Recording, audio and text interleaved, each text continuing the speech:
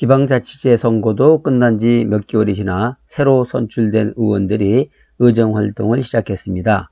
헌데 이건 아니라고 봅니다. 안녕하세요. 놀면서 유익한 일 하기의 놀면모의 디지입니다.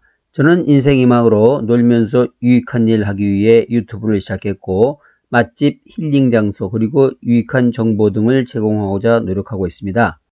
하지만 오늘은 다소 생뚱맞은 이야기 하나 하고자 합니다. 어쩌면 이 이야기도 우리 사회에 유익한 이야기가 될지 몰라 고민하다 올려봅니다.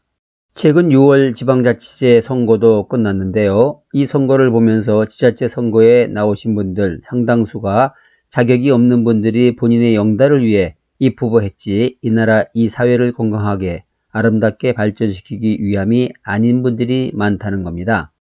구의원, 시의원에 당선되신 분들의 경력을 보면 정말 저분들이 국민들을 위해 시민들을 위한 귀한 역할들을 해 주실 분들인가 하는 실망을 아니할 수 없습니다. 당선되신 분들 중에 무투표 당선되신 분들이 460명이고 이분들 중에서 전과자가 30%가 넘는 150명이라고 합니다. 이는 거대 양당 정치로 인해 지역사회가 편가르기식 선거 분위기가 형성되어 특정 정당의 공천을 받지 않으면 당선되기 어렵기 때문에 무투표 당선되신 분들도 30% 이상 되는 희한한 일이 발생한 것이죠. 그리고 공천을 받으려면 일정 금액 이상을 내야 한다고 하니 인생 이막을 국가 발전을 위해 명예롭게 헌신하고자 하시는 분들의 마음을 시작부터 꺾어버리고 그저 콩고물만 바라며 권한 행사를 하고자 하시는 분들만 관심을 갖게 되어 있는 것이 현 공천 제도입니다. 그러니까 공천 대가로 금품 수수 사례 등이 발생하고 청탁이 이루어지는 등 불건전한 일들이 벌어지고 있는 것이죠.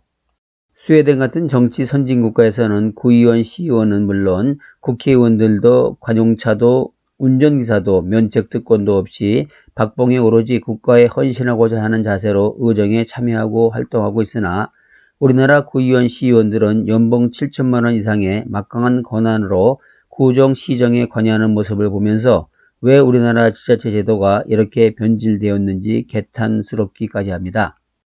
아시다시피 우리나라 지자체 제도는 중앙집권식 제도의 단점을 보완하고 지역사회 균형 발전을 위해 도입된 좋은 제도로 1991년도에 시작할 때만 해도 구의원, 시의원들은 무보수 명예직으로 출발했는데 지금은 막강한 권한 행사를 하면서도 고연봉과 업무 추진비, 시정활동비, 그리고 해외 연수 등으로 국민 세금을 축내고 있는 상황입니다. 물론 구의원, 시의원 중에서도 정말 훌륭하신 분들도 많이 계시리라 생각합니다만 현재와 같은 선거 제도와 운영 방식으로는 인생 이막을 구의원, 시의원 활동을 하면서 나라를 위해 봉사할 수 있는 경험 많고 학식 높은 분들은 이런 정치에 관심도 없고 관심이 있다 하더라도 진흙탕 같은 이런 곳에 관여되길 꺼려하고 있습니다.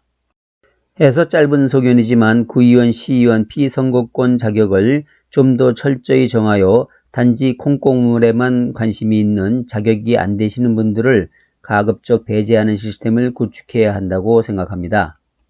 혹자는 기본 소양과 지식을 검증할 수 있는 국가시험이라도 만들어서 피선거권을 주어야 한다고 말씀하시는 분도 있으시며 원래대로 무보수 명예직으로 되돌아가야 한다고 주장하시는 분도 많습니다. 어쨌거나 지금과 같이 운영되는 지자체 선거 제도에 의해 선출된 의원들의 면면을 보면 이건 아니라고 봅니다. 다른 의견도 있으시겠지만 주변에 이러한 이야기를 하시는 분들이 많이 있어서 정리해 올려봅니다. 의견이 다르시더라도 널리 양해 부탁드립니다. 이상 놀면서 유익한 일 하기의 놀면모의 디지였습니다.